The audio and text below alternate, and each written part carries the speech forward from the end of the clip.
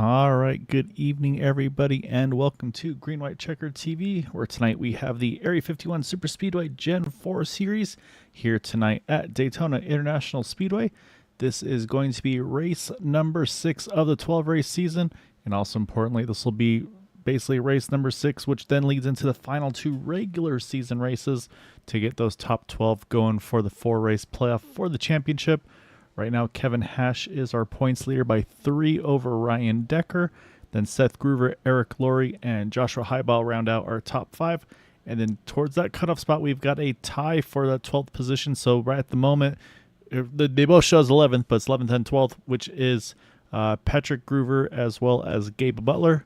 But again, this does not account for any drop weeks as of yet. So that's, of course, going to change things up as we finish off the regular season.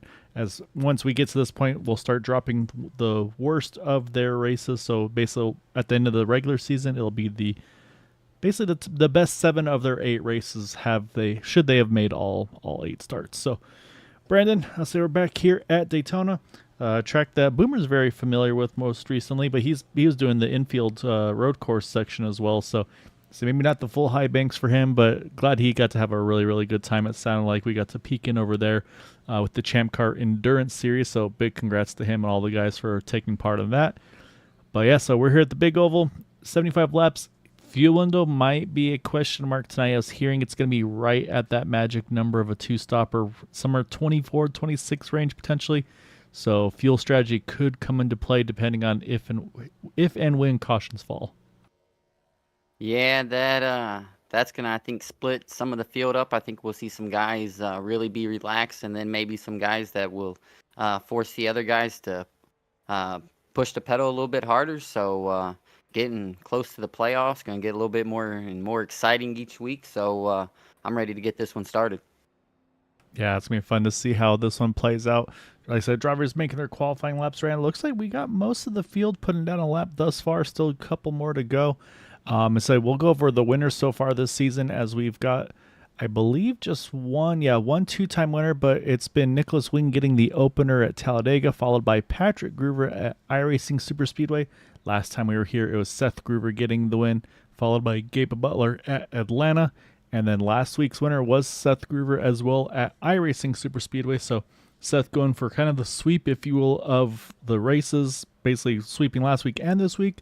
And also, of course, trying to sweep Daytona as well. So we'll see if that number 32 can make that happen. But, of course, he's going to have looks like about 20 other drivers going to be vying for that same position. So, like I said, like we talked about, yeah, it might not just be an outright pace thing tonight. It might be some strategy involved for the fuel mileage, cut out a pit stop. That's going to definitely take things where you can make things go a long way. So we'll have to wait and see. Looks like we've got just a couple more cars on track. Looks like at the moment I'm showing about 15 that have made a lap time so far. And again, showing just over 20. So it should be a pretty good showing here tonight. Yeah, a good group of field here for us tonight. And how about a shout out to the 101? You mentioned him making that big points jump. I believe he was up 8 positions after that run last week, and believe he got second, if my memory reminds me correctly. So once again, just talking about it's not always winning that can help you. That second place finish paid great dividends for him. Yeah, you're exactly right. Yep, it was a runner-up spot for Joshua. And yeah, exactly right. 8 spots gained all the way up into that 5th position. So, like you said, I mean, of course you want to win. It's always a good feeling to get the win. But yeah, just unfortunately, I say wasn't able to get that spot. But I mean, it was something that I kind of harp on over and over. You just got to keep putting yourself in those positions, and one of those times it's gonna wind up going the right way for you. So, I think that's kind of the mindset that a lot of these guys are gonna have to take for tonight. But Brandon, it looks like we have the field qualifying complete. Everybody's starting to grid. So with that, let's go ahead and pull up that starting grid tonight. And it is going to be that number 88 of Gabe Butler on pole position by 22 thousandths of a second over Dean Wilkinson, who is only 2 thousandths of a second quicker than Jack Walls. And again, you can start seeing how tight it is there. Tom Dixon had a great run on Thursday in the trucks. He qualifies very well again in 4th. Dude Conrad rounding out our top 5. And then you see Eric Laurie there. So 3 of the boot knockers there in the top 6. Good start for them. Then Todd Merkel, Ryan Decker, Frank Ranger Jr., and Nick Wing. There are the top 10. And then 11th and 12th, you have who we just mentioned there, Joshua Hybe on the 101. Next to him is Anthony Lane in that 081. Then continuing down the order there, you have Robert Amaral, Gary Huffines, Dale Rapp, Everett Lane there in 16th and 24. Ray Rittenauer, and then we just mentioned Seth Gruber, last week's winner there, not putting a lap down, but he'll start 18th. And then we got the father-son duo, Jim Brooks, Quabi Brooks there, 19th, 20th. And then returning to the league, great to have him back, James Mohan in the 7, bringing it back here tonight, I'd say. So really happy to have him back, and should be fun to say. He's one of those guys that we've definitely seen him part of the Team Extreme group. So I think right now it's just him, but I could easily see him bringing some other guys in back over here. So yeah, definitely glad to have James back in the mix here. And like I said, we'll see if he can make some noise right off the get-go in this season. Yeah, Area 51. You know, we run super speedways, and it's gonna be interesting to see. You know, we've had a few guys come in and sneak one, including IndyCar driver Matt Wagner. So appreciate these guys stepping out and giving these guys a little bit more of a challenge as we get rolling. Yep, and I'm actually just right now looking at the timing and scoring, Brendan, and we might have a little extra time here tonight because I said I didn't catch it earlier, but we talked about the fuel mileage, and that's going to come into play even more so because we've got an extra 25 laps in this one. I'm showing 100 laps tonight instead of the normal 75, so I think probably just a little hiccup from the setup, probably from the Atlanta race, I'm guessing, where it was that one is 100 laps. So I'm thinking that the 75 got kind of missed on this one. So get a little bit of bonus racing here tonight at Daytona. Yeah, you can never go wrong with an extra 25 laps here with Green White Checker TV. I tell you what. But that's just going to make these guys see how much longer they can remain patient and calm and weather the storm an extra 24 or 25 more. Yeah, exactly right. So that's gonna be something to keep an eye on, and I'm sure the drivers are aware of it. I don't know if you're spying in on the race communications or not, but that's gonna be interesting because at some point, for those that maybe haven't noticed it yet, I'm wondering at one point drivers we're gonna get down to that final the normal final couple laps, and then they'll see there's still 20 something to go, and they'll be like, wait a second. So it'll be interesting to see how the drivers react as well, because yeah, it's going to go a little further. And they're going to have to kind of be on their toes here on kind of the strategies and just making sure they're ready for it, because sometimes mistakes will happen in those latter portions of the race. Just kind of having to focus for a couple hours on end. So we'll have to see. But I do show 20 of the 21 drivers have gridded. Unfortunately, I don't see James in the field. Hopefully he's able to get in here, at least kind of shake off the rust and make sure all the computer stuff's working. However, up front, though, it is going to be Gabe Butler leading the way to the green flag as we are underway here tonight at Daytona for 100 laps this evening. Yeah, great start there by the 88 and the 83 on the bottom of Gabe Butler and Jack Walls. And I see Ryan Decker already peeking down to the bottom. And I thought as we started there, Ryan was a little bit higher. I thought he was letting Seth know, since Patrick ain't here tonight, that Ryan's ready to take the third lane and get things spiced up. He commented in the group earlier and said need a little bit more excitement, so maybe the 048 will get us 3 wide a little early. Yeah, I'll have to wait and see what the strategy is going to be. And again, I think I talked to some of the drivers and I heard about the fuel number. That could change some of the strategy too. They may not want to go full tilt on the fuel numbers. And again, for those that maybe have noticed the race length too, say, hey, we don't need to push this hard this early, so let's back it down a little bit and make sure we get to that point, because again, the extra 25 laps, I mean, if you burn that fast pair, that's even further that you got to go to make it to the end. So we'll have to wait and see what the strategy is going to be, who's going to be aggressive, who's going to just ride. Right now, the ones trying to get to the front are those two TW teammates there of Dean Wilkinson and Tom Dixon, working that second lane there in that 55 and the 411, not the 101. And then you see Eric Laurie there tagged on there as well. And Jack Wall's in the middle of a boot knocker sandwich right now in that 83. Yeah, just sitting there biding his time as these guys are getting orchestrated where they want to be. As we're seeing a lot of moving and shaking, but I'm looking at 32. It didn't take him long. He's won a couple races already this year, and he's he's found his way to the middle of the pack. Is that's second little group right there on the outside. Him and the 24, they're making their way up to the front pretty quickly.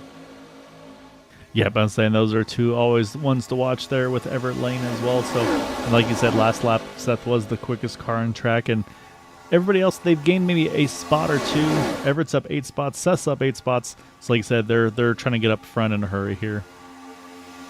Yeah, they ran really, really well last week when Boom hopped up in the booth for the Sunday show, and him and Gabe and Eric, those guys were really, really locked in, and they were knocking down some laps. So we can already see them trying to get orchestrated and together, and maybe, as we talked about, that fuel mileage, if you get all your teammates together, and makes that challenge just a little bit easier.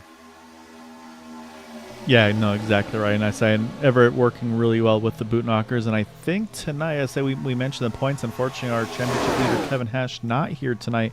So I think that's changed things up as well for the 87 Ray Rittenauer. Always one to watch as well to try to contend for these wins. So I think he's hopped over there with them as well. So really good addition for the boot knocker team to have that number 87. I've kind of been able to race a little bit with Ray. Also have seen him race a lot.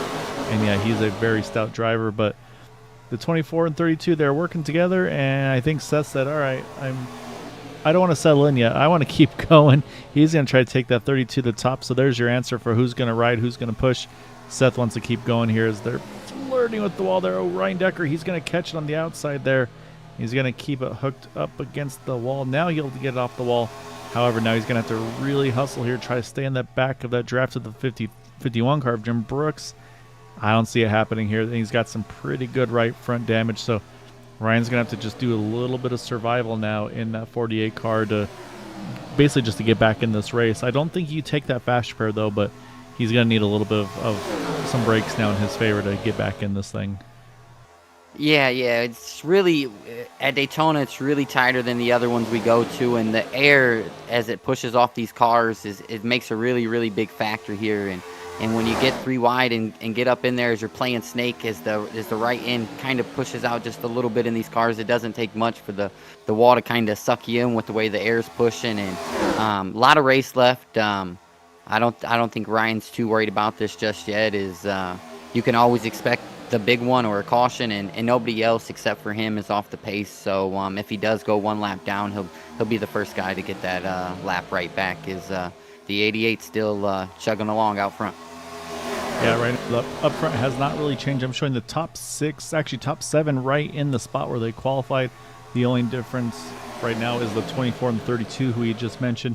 And then Ray Rittenauer, he just mentioned as well, he's starting to climb a couple spots as well in the 87. He's actually worked his way down to the inside there, right behind Frank Ranger Jr. in that number 17. Now, again, a really nice looking paint scheme there. Just the chrome on that blue just pops really, really nicely on that scheme. Kind of the flat black on the hood as well. So a lot of kind of the different contrasts of like the matte and the chrome. I say those work really, really well. And unfortunately, I don't have it set for time, but we're gonna have a commercial set up for Frank and Ranger Creative Concepts. Again, very, very generously sponsoring the champion of the series. Is going to donate a trophy to the winner of the Thursday and Sunday championship. So big thank you to Frank and the guys over at Ranger Creative Concepts. And yeah, so saying we'll have a nice commercial for him coming up soon. We just got to get it all dotted and T's crossed and all that, and just had a little bit of hiccups trying to get it to work earlier this evening. So we'll get it figured out, and that way we can show off what he's got to offer with those services. So big thank you again for Frank for helping out with the league. And again, last season didn't even get any kind of advertising or anything like that. Just said, hey, I want to donate a trophy to the champion, and Gabe was able to get a really, really nice trophy out of that Ranger Creative Concepts group. So big thank you again to them. Yeah, that trophy was it was a really really nice little trophy that he donated to the league for the champion. But that's definitely a trophy that I would wreck my fellow commentator for. If it's coming down to it, last race of the season, I gotta win, and I'm getting that trophy. I'm sorry, Gaio. I'm wrecking you. I'm turning you. That's fair. I gotta get it. I feel like the drivers at Martinsville recently in NASCAR probably agree with you as well, because it sounds like there was a lot of that this weekend as well. So spoiler alert for those that are watching. It sounds like today's wasn't too bad, but it sounds like the trucks and Xfinity were a little crash happy there towards the end of the races, but hopefully we don't get to that point. I say what you need, Brandon, is we just need to get you a nice, comfortable lead where you can just kind of play it safe and be relaxed. Because I've never been one to thrive under pressure, if you will. But up front here again, here goes Seth. As they talk about the pressure, he's going to be putting that on that middle and inside lanes, and a little bit on himself too. Because again, he's kind of at the mercy of those two lanes. If one drifts up, the middle lane's going to drift up into him, and just like that right there, kind of just you can see the little sparks flying. And he said, nope, can't do that. And you see Everett here trying to get himself situated as well. I think he's going to slot in right in front of Ray Rittenauer, perhaps. Looks like he was thinking about it, but at this point, that gap is just about to close. And that's where you got to make those quick decisions on what you want to do. Yeah, and I think we seen earlier when the 32 and 48 got together, they'll learn from that, and they'll make sure that that mistake doesn't happen again, later in the race if they do get connected. But when you mentioned Kevin not being here tonight in this race, that probably lit a spark under the 32 and the 48. Hey, they're right there behind him in the points, and let's jump on this opportunity of him not being here. As we got the big snake going on here. I don't know, maybe a little squirrel in the road there, but get all lined back up. But yeah, I just just expect the 32 and the 48 to really capitalize on this moment and just try to inch away and get a little bit more points. Yeah, exactly right. And you mentioned as well on the point side of things, and that's, again, we just talked about it with the drop week. That's where this drop week will come into play for Kevin Hash, because now at this point, this would basically be his drop week because he's not going to get any points for this race. So that way, if he's able to make the rest of them, it's not like it's going to drop him a ton down the running order. And that's kind of the whole point of it, is to stuff's going to happen. You might have just something going on that you can't make the race, or if there's, like you mentioned, unfortunate some areas, if there's storms, things of that nature. It's like, get a little bit of contact there. Oh man, the 24 and the 17, they got hooked together. They get settled back in, but for a moment you saw Frank there kind of get, I wouldn't say pushed in the apron, but the way those cars get stuck together, you actually have to kind of pull the car off to avoid kind of getting stuck, basically just stuck upon each other. And that's kind of how, unfortunately, the net code occasionally is in this series with these cars. So good job of them, but definitely I'm sure caught both of their attention, definitely caught ours. But again, everybody able to stay pointed in that right direction. Yeah, Gael, I thought we was getting to the point where we're going to start ramping this race up a little bit and getting a little bit of good bump in here, but you can see the 83 has not moved an inch. He's keeping a nice good space between him and Gabe, and not really even on his bumper at all. So you can definitely tell that maybe some guys are thinking early in this race, hey, let's not go too crazy and keep as much in this tank as we can. Yeah, I think there's definitely some strategy going on there. As I peeked over at the chat, got to say good evening to Jamie and the missus. Hope she's getting back to 100%. I know she had some surgery a couple weeks back, so hope she is doing well as also. So Darcy, hope you're recovering. And then Carl is spot on there. Frank is good people, and yeah, could not agree more. Really good dude. And I say we miss you over here on Sundays as well, Carl. I say it's always fun seeing all the squirrels locked on together. And actually, I haven't gone through the full running order completely, but I think Frank may be the lone squirrel here tonight in that number 17. Yeah, I didn't get a chance to look over there neither, but what I did notice is that the 48, they are starting to catch him, so hopefully this time by the 48 will be able to stick with this pack. It would really stink if he broke away from this, and I'm seeing the 32 peek right back to the third lane. He's ready to get to the front. He's got quite a few wins this year, and I think he's trying to make history and maybe get the most in the league in one season, Gael. Yeah, I'd say that if, like we've always joked, if there's an outside line, you're going to see a groover in there. My only concern now is most likely you're going to see Ryan Decker. He's going to want to run the outside line to let these guys slide on by. So we'll have to see. And now you see Seth dropped on down. So maybe also he can help out a little bit to kind of bring him back in, give him a little bit of draft to build that speed back up here. So watch as they come out of 4. There goes Ryan again. Little wobbles there. And now the 48 and the 32, I think they're trying to get, there you go. I think Seth was trying to help out Ryan, get him back in the draft. So this will be a good break for Ryan here. Get him back in the field. And then, like I said, now he just has to be smart here, not risk getting a trapped or getting caught in an incident, which will then trap him still one down. So he's just now got to kind of play it safe here, play it smart. And what I was noticing as well as we got trouble in the front. Yeah, we got one sideways, but they're off the apron, and I think this should stay green, if I'm not I mistaken, think it just because will. where they are placed are on the track.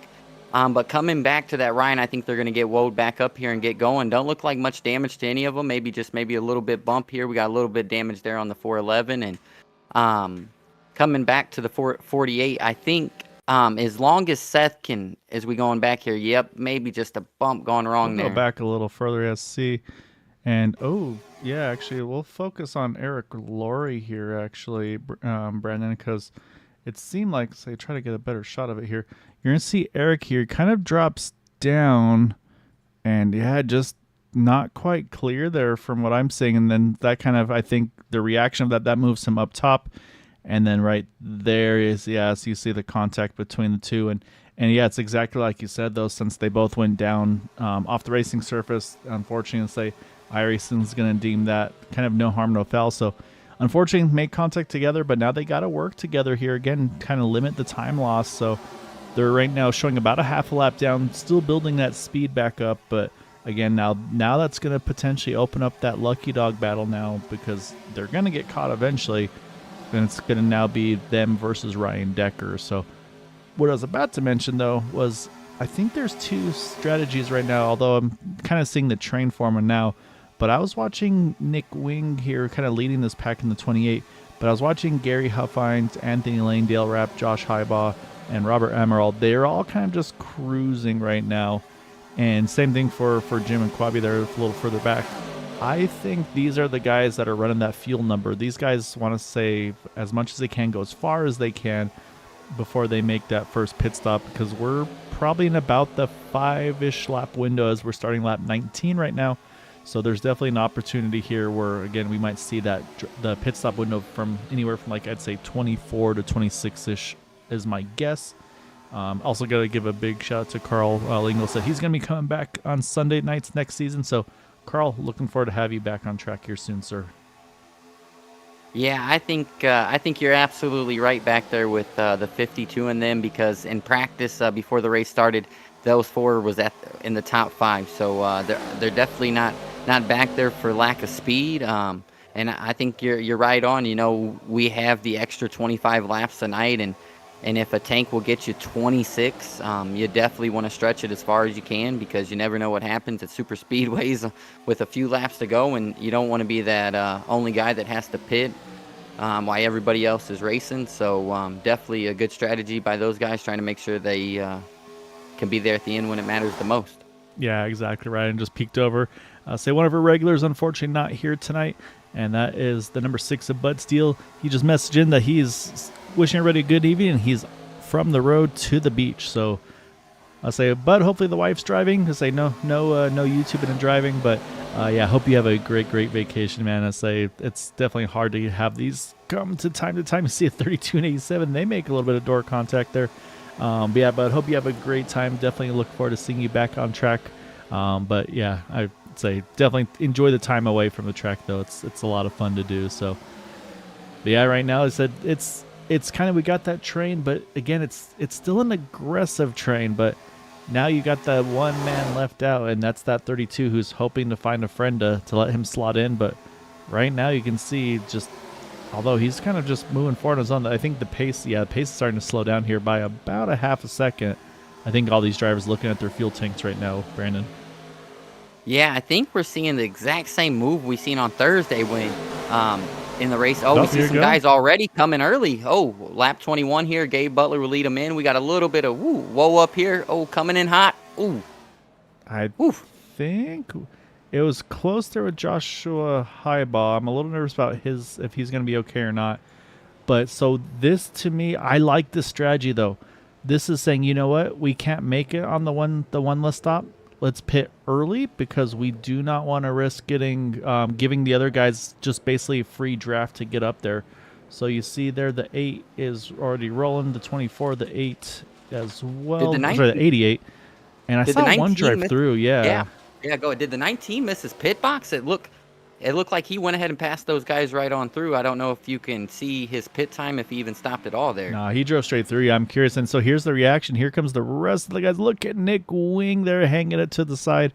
Jim Brooks going to cut down to the inside as well to avoid any contact. And you also see there the 48 coming in the 17 as well. So, and then Tom Dixon, Ryan Decker there in those guys as well. So I think that's pretty much going to be the field.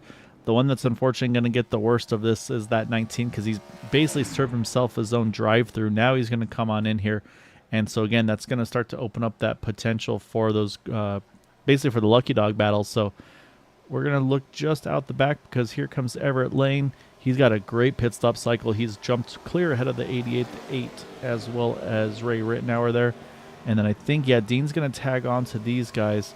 So now it's going to be to see how these 4 or 5, I should say, apologies, kind of compare to this group here that's just leaving pit road because, again, you got to get everything you can. So let's jump on the back here of that number 32 Seth Groover and let's watch to see can they hold on or are we going to see the second train just blow right on by? Yeah, they definitely got a big head of steam right there, the 24 and the 88. Them two, you get the 88 pushing anybody, and you know the train is really going to be good, especially coming out of pit road. That group is just like Roswell. They can execute so well, and that's where it makes the difference. And this second group is really going to have to get on the gas as these guys are locked in, and now they understand that, hey, we got to make that extra pit stop. So I really think you're going to start seeing the guys really start to push hard and try to get a little bit of everybody spread out because then that causes for less chaos and makes your odds better to win. And so what's going to happen now is there is now that kind of that risk for sorority. See them coming up here. They're going to catch Tom Dixon as well as Eric Laurie. That's going to put those two guys now down one lap as well. And so, like I said, that's going to open up this Lucky Dog battle because here goes Tom. He's going to jump top here, pick up Eric. But then they're going to try to, they're going to fight amongst themselves here because right now it puts Tom in that spot. But then right behind him here, watch the 32, the 83 there, and the 2. They're going to come on by, and then now here comes Ryan Decker. This is now him leading this next group because that would now be the Lucky Dog battle. So there's a lot going on here. So these guys are going to have to start kind of being a little greedy, most likely. But then also I was watching the lap times because right now it's about 1 second from Dean to Seth here. And that's what I was going to mention is it's going to force these second and third groups. They're going to have to be more aggressive. They're going to have to start kind of pushing and shoving to try to get back in that lead pack there with those top 5. Yeah, and I don't want to say, but maybe can we get a peek at the 071? Does he have right front damage? Maybe something happened leaving pit road or entering pit road. It looked like that right front was maybe pushed in. Yeah, he's definitely got some. Yeah, I think that's what that contact where he and Tom Dixon got spun off the back. So I think that's where his damage is from. And I think he's saving that fast pair. Tom Dixon's car looks clean, so he may have used his fast pair. I can't say for certain. And then also looking as well, got to jump a little further back. Unfortunately, you got this other pack here. You've got Dale Rapp there, Joshua Highbaugh, Anthony Lane, Robert Amaral, and Frank Ranger. They're all together. So yeah, so right now we're spread up in pretty much, I was going to say 3 separate packs, but it's actually looks like we've got, actually it is 3 separate packs, I apologize. So now we got to wait and see can now this group here with Jim Brooks, Nick Wing, because look at the kind of, they're all spread out now. The 48 there, I think he's trying to get help from the 53 to get back to this pack. But again, just it's in the sheer numbers right now. Advantage is definitely looking towards the top 5. Although right now the interval from Jim to Todd here, it's very slowly starting to tick forward the right way. So we'll have to wait and see. And then there's that 19 we just talked about as well. Gary Huffine's kind of doing the self-imposed drive-through, if you will. But this will actually now slot him as being the first car one down. So yeah, so we've got 2-3 cars here to really be vying for this Lucky Dog spot at the moment. Unfortunately, Eric Laurie, he's fallen off the draft to that damage. So right now these are the guys. And so yeah, so here you go though, the 51 and the 28, they've got back there. Now it's going to be can the 40 and the 53 get back there. But again, now it's just those two are just 2 cars, and they were quicker that last time by, but I don't think it's going to be enough right now because that ticker is now going the wrong way. Really, their hope here is if they can get like a Nick Wing or Jim Brooks to kind of drop back just a little bit, maybe a couple car lengths, to kind of build that ladder, if you will. But right now, that timing scoring it's tight. I can't say for sure if they're going to make it, but it is starting to go back the right way here. So we'll see, Brandon. Yeah, it's just tough for the 53, and kudos to the 53 for sticking it out. The 48 has a little bit of damage, and when you pin under green without taking that fast repair, you got to take the optional damage, and you can't afford to wait on it, because then you'll lose even more. And but I think what we're really going to notice is with this setup that we have, if you got 3 cars and you're in a good bunch and you're pushing really good, you can catch back up when they're single file like this. We've seen it a couple times this year at different tracks, and we've seen the 52 and those guys, the 101, have a lot of speed in practice today. It's going to be very interesting to see if those guys can stay noticed. The tell is the 53 is doing a great job of keeping the 48 catching up with this front pack here. Yep, and they're going to get there. And I think we just saw Nick Wing doing exactly what I had mentioned. I think he's kind of rolled off just enough to make sure he doesn't lose the draft, but then also that way it kind of just closes that gap that the 48 and the 53 are trying to break, because they're within the 1 second margin. So that should just be about there. So yeah, so right now, like I said, this is actually going to turn this thing pretty much back into 2 main packs. I think about the next lap or so, I think we'll see Ryan and Quabi get up there. And Caitlin, good evening. And say it might be a dumpster fire early, but we'll see. There's still plenty of racing to go. And say if you didn't miss it, we've actually got an extra 25 laps tonight instead of the normal 75 we got scheduled for 100. So mistake or not, as it could be a benefit for Ryan, because again, we'll see where some drivers are at lap 75. We'll see where they are at lap 100. It could change in a great way. So yeah, there you go though. The 53 and the 48, they're back in the main pack. The lucky dog battle right now though, it goes to Robert Huffines in the 19 car, because he is ahead. Tom Dixon, his competitor for that spot, right behind him in the 411. So right now you've got the 3 lucky dog candidates here, all within about 5 cars of each other. So again, right now we've got a pretty solid train here though, Brandon. But again though, I mean, that's eventually, I think eventually someone's going to start making a move. But right now it definitely looks like it's just I think these guys are pacing themselves, 1, because they know they have a breakaway, and 2, because they know they got to keep an eye on this extra time that they have in this race. Yeah, and what I believe they're thinking right now is they're gonna run it to where they can hopefully only put 1 can in that last pit stop. They know they're gonna have to add an extra one now. Just try to get that to that 1 can instead of going over a little bit and have to use a can and a half maybe, or even 2. So very, very well controlled of these guys up here, and that was a great break. Thank goodness for a little bit of fuel mileage tonight. That keeps the 48 and those guys really able to stick with this whole group, and everybody keep a good bunch. And all it takes is 1 mistake, and some of these guys are right back in it. Yeah, exactly right. So that now leaves us 11 lead lap cars in this pack. So then we got to unfortunately drop about 10 seconds back to this next group. And we had mentioned them earlier. You got Dale Rapp there. Again, Anthony Lane, Robert Amaral, Josh Hybott, and Frank Ranger Jr. These are the guys that they were not able to pull back up into that main pack. So you can see, though, they're working together lap times, maybe about a couple tenths at times, maybe half second at the most at times. So they're not bleeding time. Basically, as the leaders right now, they're coming down middle backstretch. They enter turn 1. So I'm going to say they're roughly about a full backstretch behind. Unfortunately, the one that's kind of worse for wear right now is Eric Laurie, because he's just got too much damage. He can't hold the draft, and so he's back rolling solo again. So right now he's already, I believe, down. I think this already might be. No, okay, so yeah, just down 1 still. But next time he gets lapped, it'll put him 2 down. So yeah, it's unfortunately a tough spot for Eric here. But we've still got I'm going to say about 10-ish laps here, Brandon, based on the numbers, probably until our next scheduled window. Yeah, and these guys have really been lined up, but we seen that move about this same time last before our first pit stops. The 32 pulled out and was able to move from the back to the front and gain a couple positions that way. It's going to be interesting to see if anybody else maybe tries to steal a couple positions entering pit road as we come with 5 or 6 or so laps to go. And somebody's got to want to make a move. Eventually, somebody's got to get antsy, right? Wouldn't you, Gaia? Yes and no, because right now the problem is finding a friend, because those top 4, they're going to stay committed to each other. However, we got a little bit of time before we get to that point, so it's always fun to do here. We always get to kind of take a closer look at the paint schemes, show off the drivers a little bit. So we're going to run through the field here. We'll start off with Everett Lane in that number 24 there. And right now he is leading the way up 15 spots from his starting position to the lead. So I'd say Everett's definitely got a lot to go for. And actually, We're gonna get a better shot here on the back of his car because unfortunately I do have a little bit of sad news right there. See on the back spoiler there, wishing basically rest in peace to Al Cena. Al was one of the guys who did run with Area 51 some as well. Had a win, I believe, here at Daytona as well.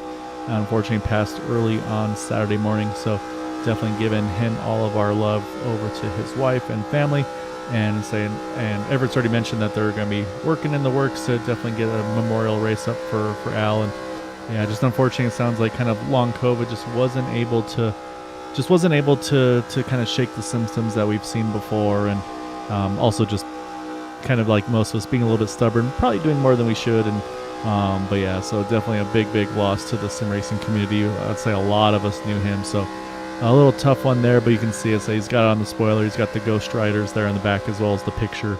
And so, yeah, Everett had a lot of really fun stories about him while we were kind of getting prepped for the race. So I'm sure there'll be many more stories to come over the coming races and weeks. So yeah, tough one there, but again, that's part of why this community is so important to everybody, to kind of bring everybody back together. Yeah, and that's what it's all about. You know, it's everybody's competitive and wants to win, but it's like why nobody wants to compete with people they don't get along with or something like that. Somebody you can joke or how to make it better, and with the community that iRacing has, and not only that, but Area 51, it's we talk about it every week. It's some of the best group of guys that.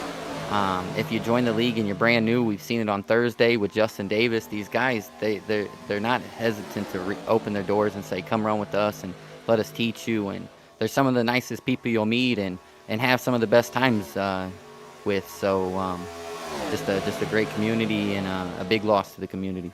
Yeah, no, exactly right. And so, like I said, as we get some more info, I'm sure it'll be relayed over to the various super speedway groups. So definitely keep an eye out on that. And like I said, we'll be basically finding out what we can to be able to help that family out. So unfortunately, you see there is that 071 of Eric Laurie. Once more, he's going to have to jump top here, let the field slide on by. But again, though, I think they're too well organized here. I don't know if Eric's going to be able to slot in to hang on to this draft. He would need a situation like we saw with the 53 and the 48. He needs somebody to be willing to kind of just let him slot in and be willing to just basically push him for all they're worth to be able to hang on to that draft. And unfortunately, I just doesn't look like that's an option. Although he had an opportunity there if he wanted to take it, opted not to. I was thinking Eric could have popped in there right in front of Ryan Decker, but we'll see though. He's got a little bit more momentum here. Hopefully he can tuck in tight here on the 53. And that could maybe hold him in this main pack, because again, that's all Eric needs right now. Is he just needs the draft, kind of minimize the damage, and then try to see if he can get back up there. So we'll have to wait and see. We're getting there again here, close, Brandon. We're about to get to that next round of pit stops, and again, right now, as you can see, it's definitely a strategy race right now. What these guys are trying to plan to do. Our meteorologist there, Carl Engel, he sees some rain in turn 3. Needs to bring out the yellow. So definitely won't be any beneficiary for any blind squirrels from that caution. Carl's just trying to keep an eye on everybody else in their safety, because we definitely don't want these slick tires on the rain. Yeah, it's crazy you said that. And then you kind of look out over 1 and 2 there, kind of looked a little bit dark, like it was for real about the rain. I was about to say, dang, Carl, you know something we don't? But good job by the 071 tucking onto this. And not only that, but I think this time when he comes to pit road, him and the 48, they take their fast repairs and stick with this front group. Yeah, and that's the question now is, at what point do you bite the bullet and say, all right, I got to come in and get the fast repair done, because I can't risk it, because if I don't get a great pit stop and I lose that draft just a teeny bit, that damage is going to make it that much worse for me. So, we'll have to see what their decision is here. Like I said, it seems like you had mentioned, Ryan seems to have pretty dedicated help here with the 53, and I'm looking at the time, at the points and everything, and unfortunately the 53, he's only run 2 races this season, so he's a fair bit back in the points, whereas Ryan Decker, again, second in points coming to tonight. So I think this is, again, we talk about the teamwork and everything like that, and I think that's right now where for the Roswell guys, where Quabi's thinking, you know what, I'm not going to be going for this championship, anything like that. I was able to make tonight's race. Let me see if I can help you out of a bad situation, kind of just minimize that damage, and then see what we can do. So we'll wait and see what Ryan does. Like I said, see what Eric does, and you can kind of see what's the right decision for these guys. And say Carl's seeing more and more stuff here right now, though. I say he's now seeing some fluids on the backstretch as well, Brandon. So there's a lot of stuff happening on track that unfortunately iRacing's just completely ignoring. Which I say we'll have to send a protest over to iRacing there, Carl. Maybe reach out to NIM and see why they're not doing anything about this rain and these fluids on track. Not only that, but why I haven't seen a driver throw a water bottle out, so that might get it done. We need a water bottle button in iRacing. There you go. Yeah, exactly. And these guys shouldn't be too far off from pit stops, I would assume.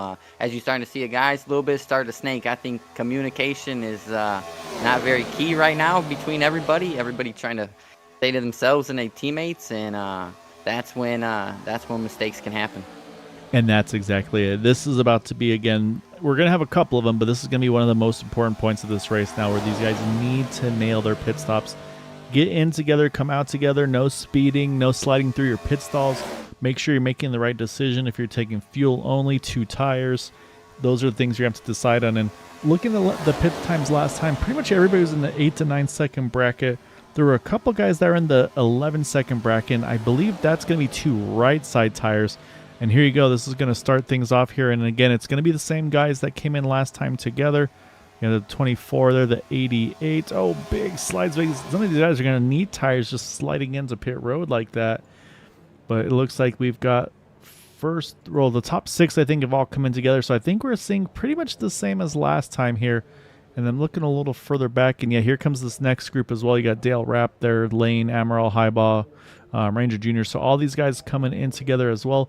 And so these are the same guys. They went a lap longer last time. They're going to do the same here again. But the one thing I don't like here, Brennan, is look at the gaps between them. They need to be on the bumper. They need to be shoving each other right now. Get that fast in lap and then come in. Because right now this is just too much space. And you can see Ryan Decker there. He's going to hop in on his own. And he said, nope, I got to come in. Eric Lorry's going to jump in with him here. Oh, too much rear brake there for Ryan. That's going to answer our question there for the 48. That's got to be a fast repair there, because now that's also left front damage. So I think we'll see the 48 fast repair, probably the 071 as well. But watch here. We'll watch both these cars as they hit their pit stalls. Here's Ryan's, and yep, there you go. Perfect new car. Eric Laurie. No, he's going to save that fast repair still. He does not want to use it yet. So we'll see now for Ryan, though. The concern is he's rolling out of pit road by himself. So we'll see if he can get onto pit road or get out of pit road quickly. And now here come the second group here. They're going 2 laps longer, and here they come. But again, I don't like how spread out they were. They need to be really drafting more aggressively, and I think that's going to put the advantage to the boot knockers here. Yeah, but I really hope you're not driving and watching this right now, because that's his teammate that came in split up there. I bet he's sitting there yelling, "What are you guys doing? Stick together!" You know, he keeps those guys packed in there when they're running the pit lanes and pit stops, and hopefully they can get organized and back up here together. But shocking, like you said, not to see the 071 take that fast repair. And we've seen it here. Some guys taking right sides and some guys taking left sides. So that's going to be interesting as it comes down. We've seen tires play a key in these cars. Yeah, but I'm looking at the timing and scoring, and I'm not liking what I see for these guys, because here they go. We talked about them passing them on the backstretch last time. We're not even out of turn 2, and they are gone. And that's, again, the aggression wasn't there. They needed to be pushing harder. They just need to be overall more aggressive there. We saw, again, they had at least a half a car length in between one another there before they got those pit stops. Those are those laps you need to be just locked bumpers, just pushing like there's no tomorrow. So really, out of all this, the big winner for me, though, is once again, it's Tom Dixon, the 411. He had a great pit stop, got in and out of pit road, right with the main pack. Again, puts him back in that lucky dog position. And now we've got a huge gap now here, Brandon, between the top 5 cars.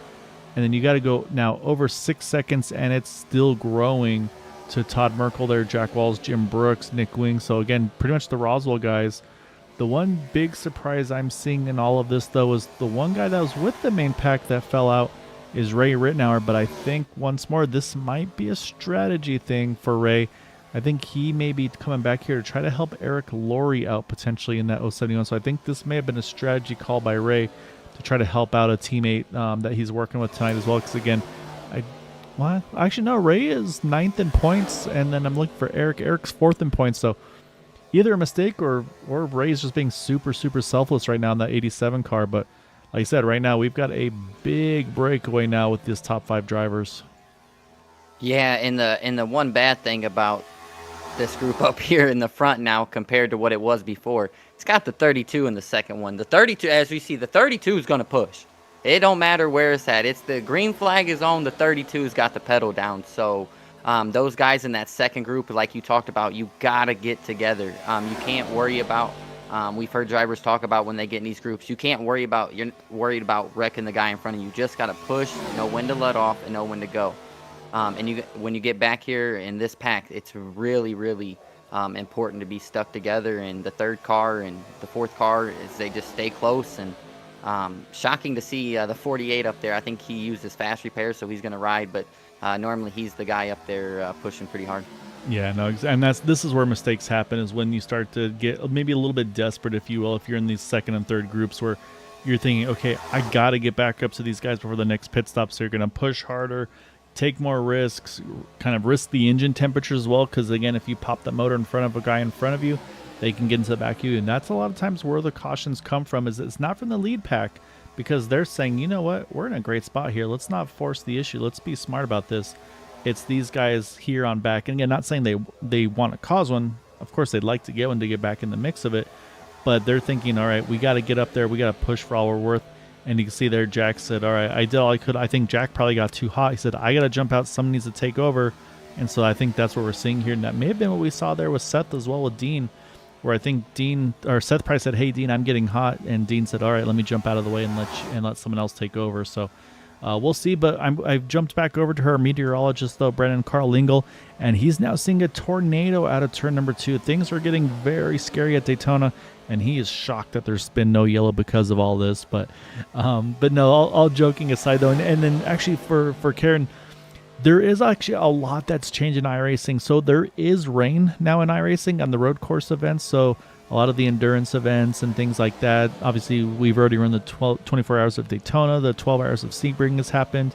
And then there's been some other endurance events as well. And those do have rain. So there's a radar that you have in the game. If you're not in the car, you can see the radar. If you're driving it, your spotter will tell you if there's weather approaching. It's been a really fun feature, just a huge addition to kind of strategy and all that. I've had a race where I was working with a teammate and he was driving. I was literally watching the radar, Brennan. I could see the rain cells and I saw them basically just splitting the track in half. And so while other people, as soon as they saw a sprinkle, they jumped in for rain tires. I told them, it's like, nope, it's not time. You got to stay out, stay on the slicks because the rain's not going to come hard enough. And sure enough, that was the right decision for us. So it's pretty crazy to just the new things you have to fight and think about and strategize in iRacing now. There's no rain in the oval racing yet. I don't think we'll see any. But we do have a few new fun cars coming on the next build with the NASCAR, the 2003 generation cars. Those will be pretty fun to see. Very similar to these, but it'll be kind of era accurate for the Cup Series in those years. Yeah, what Gael also failed to mention was if you're not very good at road course racing and you want to drop your rating a lot really quickly, go run the rain races is what he meant to say. But no, excited about the new car. I'm terrible. The first time I ever ran a rain race, smoked the dude right in front of me. He didn't stand a chance. I'm horrible. I backed out, never tried it again. But excited about the new cars, and this group here still needs to get a little bit more aggressive, Gaio. This little bit of space. I know we're in the corner, but got to reel them cars back in as we're seeing a swap. I just saw the switch happen right there. Yeah, so Nick Wing's going to take over on pushing duties as a big push there, moved Tom Merkel down to the apron a little bit. And so, yeah, so like I said, that's the aggression kicking in because last time by, they were about 2.5 tenths quicker. I mentioned that gap was in the 6-second range. It's down to about 5, so they've been going the right way. So I'm keeping an eye on the pack up front, and I think they're doing the other option of drafting where you're not maybe shoving each other, but you're still staying within pretty close distance. Like you can see there with Gabe to Seth, it's maybe like half a car length. And actually, as I say that, now he locks bumpers on there. I wonder if they were watching lap times that last time. I said, you know what, let's step it up a little bit. Then we'll jump back here as well to Ray Rittenauer. We mentioned him picking up Eric Laurie. They've actually also now picked up as well the 19 of Gary Huffine. So a third car is never something to disappoint in. So that's going to help their speeds overall as well. And then we get, again, that group here with Joshua Highbaugh, Dale Rapp, Anthony Lane, Robert Amaral. They stay right on together. So unfortunately, they didn't have a good first pit stop, but they do all stay together. And again, that's very critical right now because, again, they still stay safely on the lead lap.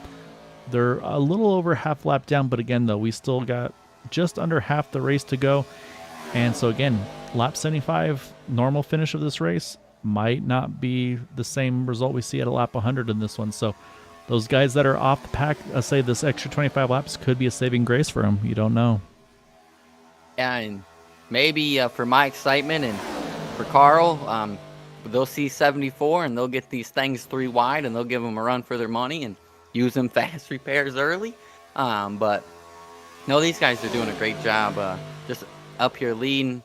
When you see the 88 and the 32, these guys are really good at this. And what it's like having Gabe push you is like he's got a pillow and he's not. You don't really feel it. You don't get a really big. The car don't lift as much. He's really smooth with his push drafting.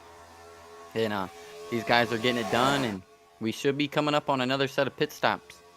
Yeah, we're just about there. Like you said, it's around 56. They last pitted at 43, so not too far away. We didn't quite get through it last time. Let's run through the field here, show off our cars right now. Seth Gruber leading in that 32 McDonald's machine.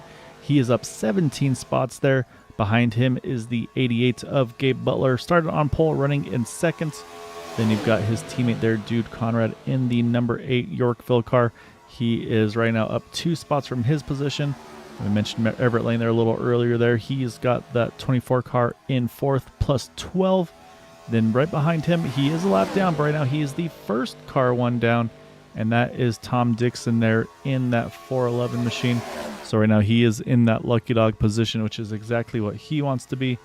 And then right behind him, Dean Wilkinson, 5th place there in that number 55 Cheerwine machine. And then also got to mention Frank Ranger Jr. He did just get put a lap down. However, again, importantly, kept the draft here. So right now he and Tom Dixon are the lucky dog battle. And so right now it's that any little mistakes that could happen, if something happens to Tom, Frank could try to capitalize on it and take advantage. So we'll see if that comes into play or not. Then we'll jump a little further back again. It's closing. It's down to about 4 seconds now. Todd Merkel's been leading the charge. Everybody else has been taking turns just pushing them for all he's worth. And so right now Todd sits in 6th. Jack Walls, we saw him earlier, was pushing the leader on the inside lane. Now he's pushing that second pack there in that number 83.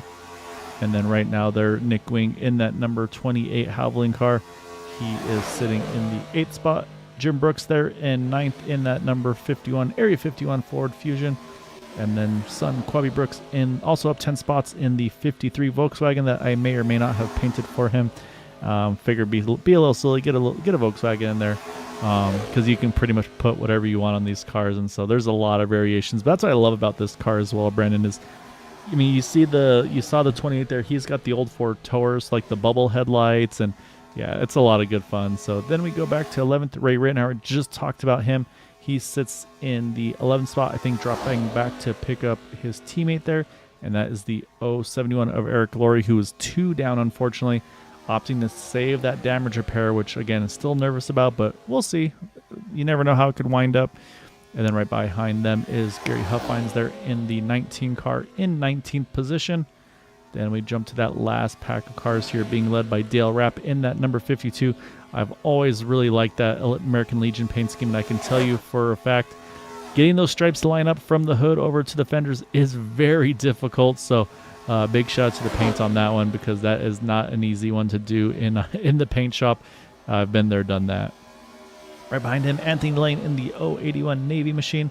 Been pretty dedicated with them working together. Joshua Highbaugh right behind them. It looks like the Trackhouse logo. Yep, Shane Van Gisbergen looks like on the windshield banner of that 101. Definitely a driver that has taken NASCAR by storm, and I'm all for it. He just seems like a breath of fresh air for the series. And then Robert Amaral right now, the last of those cars on the lead lap in that 15 machine. or in the 15th place in the 77 Budweiser machine, I should say. And that is our running order for the field, as we'll jump back up front because, like you said, Brandon, we're getting close to that pit stop window here. Yeah, it's about that time, and man, right before you brought the broadcast back over to me, I've been eating some strawberry Tootsie Rolls, and my son slid in a Sour Patch Kid and caught me by surprise. So sorry about that last hiccup on the broadcast. It snuck me, but back to the race, and this is going to be very crucial for that second pack that is gaining. That them guys understand that, hey, we got to be on the same page. We got to nail this pit stop because we cannot let these guys pull away. And as soon as you said that they got a little offset, now they get back organized. And it is down. It's about now 3.3 seconds from Todd Merkel to Dean Wilkinson. So they are going the right way. And again, I think this is also just, I want to say a lesson for them, but also a reminder like, hey, we were too easy that last run at the, not during the pit stops, entry and exit, but just the lead up to the pin tree. Like I said, they just weren't locked on. They weren't pushing as aggressively as they needed to because they just, yeah, there was too much of a gap between the cars. They weren't getting that big in lap that you like to call it. And yeah, so like I said, they've closed the gap considerably, about half of what it was before the pit stop cycle, or after I should say the pit stop cycle. So, but you can see, I mean, it's not an easy thing to do. This has taken them just about the full green flag run, about that 20 laps. You see how hard the 28 there and the 48 are working. You can see the 28 having some wiggles. They're just trying to stay right locked on to Todd, and he's going to push as hard as he can until that car gets hot. And there you go. Got hot, jumps to the top, going to hand it over to Ryan Decker. He's going to take pushing duties over. And that's what they're doing right now. They're cycling through because they said, you know what, this is the best way to do this. Basically, you push until you can't, switch over. Ryan says, all right, I'm going to take the duties over. And they're continuing to push aggressively. And up front, we've seen it's just been like this. Seth has been leading. Gabe's been locked on behind him for most of the time, other than when Dean was leading for a bit. But they haven't been doing the swap drafting like we've kind of seen over here, where basically these guys are pushing like there's no tomorrow, Brandon. And then as soon as that gauge starts to flash red for the oil water temps, they jump out. Next car in line says, all right, my turn. And poor Todd Merkel, he's got to hold a very steady wheel because it's not just the pusher. He's got to do a good job as well, because if you start moving around, that's when you're going to get turned. Yeah, that's where that 4D racewear gloves come in handy, is when you're trying to hold this wheel, especially in this car. It doesn't take much to get up under them and lift them up and bring them around, so they really, really got to be on their toes here. Yeah, I mean, it's down to 2.5 seconds. It's going the right way. And again, probably in another lap or two, I would assume we're going to see the 48 probably have to jump and let the 53 take over. But we'll see. Like, again, though, we're on lap 65. They last pitted at 43. So yeah, I think probably about this lap we might see the lead pack start to hit in. These guys pitted 2 laps later, around lap 45. So again, they won't be able to go the extra laps even more so, but they still might be able to go that lap or two longer. So I'll be curious to see, do they kind of jump in as soon as they see the lead pack in, or do they try to go that one extra lap? As again, though, you can see they're pushing in. You can see them timing and scoring on the left side there too. You can see the timing is starting to drop. And again, I keep talking about that low 2 seconds. You see about 2.5 seconds. That's because there's a car in between them as well. So Dean Wilkinson's only about 2 seconds. And here you go, though. They're coming in. Actually, just 2 coming in. The 32 and the 17. This is not what Seth needs. So he's going to have a very, very good outlap here, and maybe see if he can steal some draft off somebody else, because this is never what you want to have. You'd never want to be coming in pit road by yourself. So we'll keep it on the 32. But this is going to slow down that front pack again a little bit. They had to reorganize, and it's down to under 2 seconds. Todd Merkel still closing. Yeah, if I'm that second pack, if you can go that extra lap, especially with the fuel situation we go, as fast as they're going, them guys are going to split up. So maybe go that one extra lap and make up a little bit more time. And that really stinks for the 32 as we see this front group coming right now, and the second group's going to follow. Big group coming to pit road here. Yeah, this is you can see big send. Oh, it's going to be too hot for a couple guys. Jim Brooks way too fast. I think Todd Merkel too fast. That's just them trying to get everything they could. So that's going to be a couple 40-second stop and holds for them. As you see, here comes the 88. He's on pit road. 071 already leading. These are some of the guys that are in that other pack with Robert Amaral and company. So now you can see it looks like right side's for Gabe. I saw left side's going on behind him. There goes Everett Lane. And Gabe is still sitting. Did he get caught for speeding? This is really starting to shake things up here, Brandon, because we're getting down to it. Again, we talked about the lap 75 marker. We're at 67. There's still at least one more fuel run after this. And we've got a lot of drivers busted this time around here. Everett Lane is very lonely right now in that 24 car. Dean Wilkinson's about 2 seconds back. But the person that this could help, waiting for him in the background, there he is, Seth Groover. This may save him because it's a very small PAX right now. This could pull him right back up into the thick of this thing, because you see he's going to catch Jack Walls and Nick Wing. And while they do that, they're going to start catching Dean Wilkinson, Everett Lane. And so this whole race now is turned up on its head because, yeah, Gabe Butler, Dude Conrad, Todd Merkel, Jim Brooks, all speeding on entry. Yeah, and that's part of this that we talk about every week. You gotta execute. But this is really gonna help the 52 in that group that was back there, and now everybody's spread out. So if you got a good little group like this, 3 cars, that's where you're gonna really make your most speed. As we've seen, a good little group like this can really get around here and put down some heavy lap times, and not to mention that, but it will start collecting everybody else and hopefully get one big group again. Yeah, but then we'll be keeping an eye on the Lucky Dog situation. You see Jim there. He's going to jump up top, let these guys on by, and then he'll slot. And hopefully, as I said, they gave too much room there, drifted way too high there. I don't think he's going to hang on to the draft after that. Gary Huffines, he's on pit road right now. But like you said, though, this field is completely spread out now. Dean Wilkinson is still trying to chase down Everett Lane. But right now, Everett's still got a 2-second gap over Dean.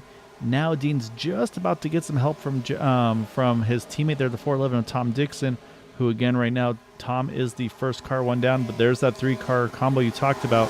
Jack Walls there, you got the 28 of Nick Wing, you got Seth Groover, and Seth's gonna actually stay with the TW guys here, and so this is gonna change things up once more here. But I say Everett probably feeling very lonely and actually probably burning a lot of fuel by himself there as well.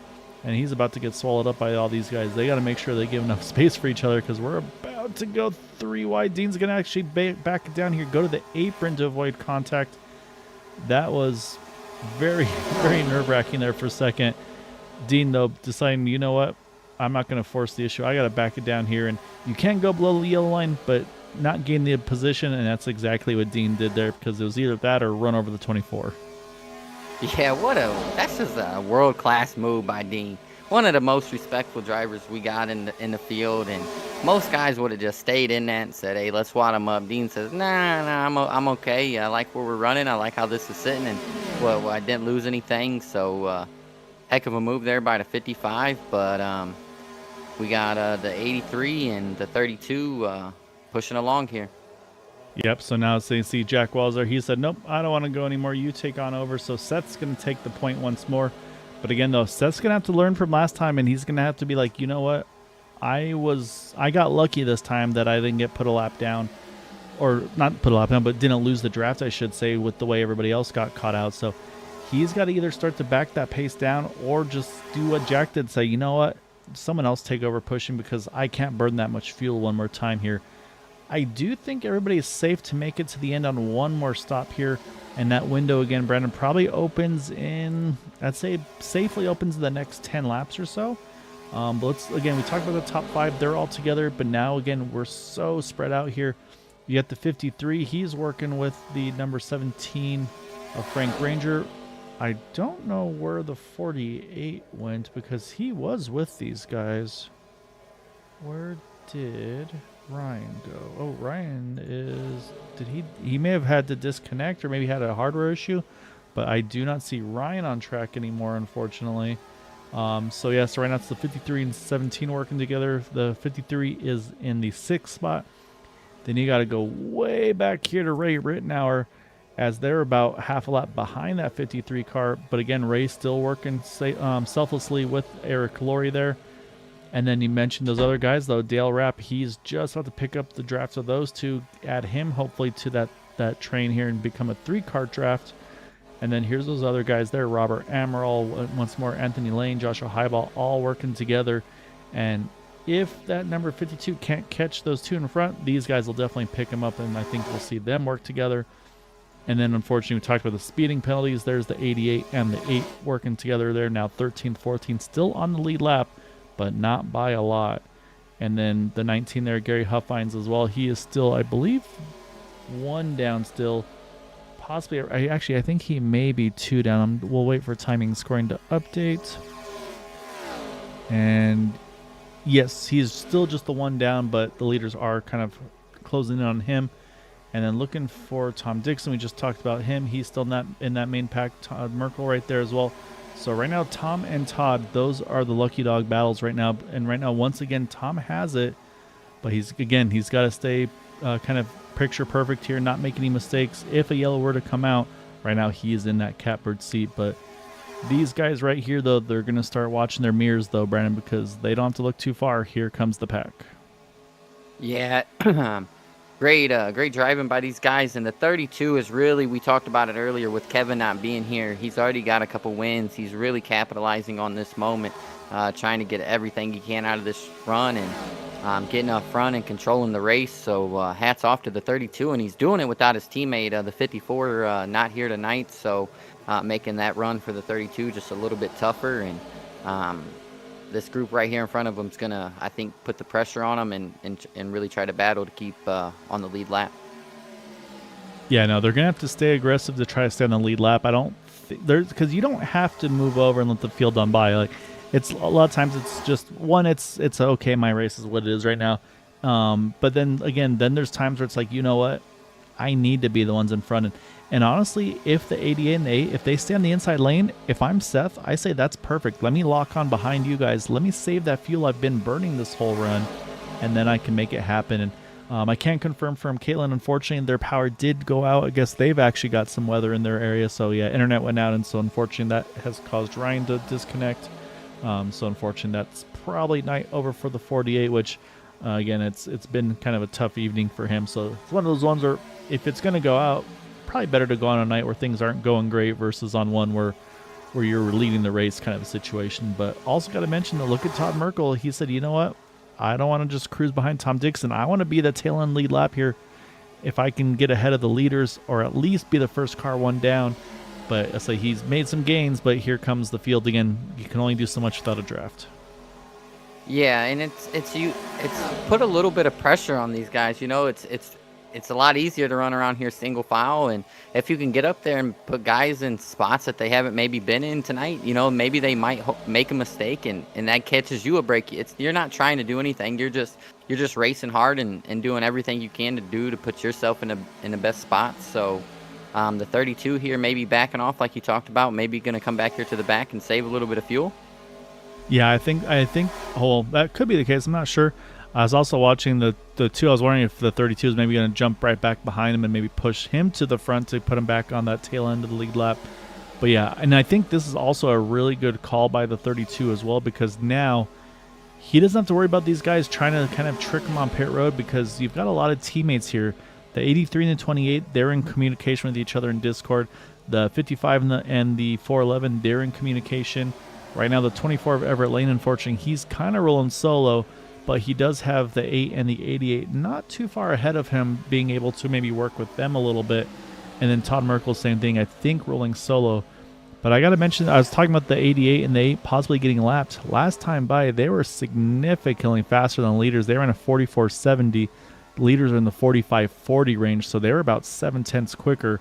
So right now, not really at risk of losing that lead lap right now, because again, just they're being aggressive. They said, you know what, let's push hard here, and they can try to stay ahead of these top 5 right now. Yeah, and that's the best part about it. You don't ever know what's going to happen. The race is never over. We've seen late cautions and guys come down from being multiple laps down because of just the way the cautions fell and be right in it at the end. So it's never over until the checker drops, or at least the white flag. Once the white's out, that's after that's the race. So, but kudos to them guys right here. And that, like you said, we got some smoke. Oh, I saw some smoke there. Yeah, I think that might be the 8. And I think that was exactly what we just talked about, the aggression there. I think Dude Connor may have pushed a little too hard. We'll do a quick rewind here.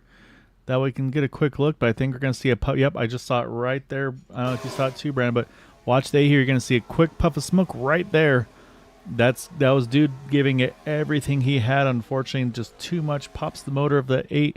He's going to have to limp this thing back to pit road here. Take his fast repair, because fast repair also got to mention it's not just for body damage. It will also basically saves you I think it's a 30-minute plus engine repair pit stop, which you can get repaired.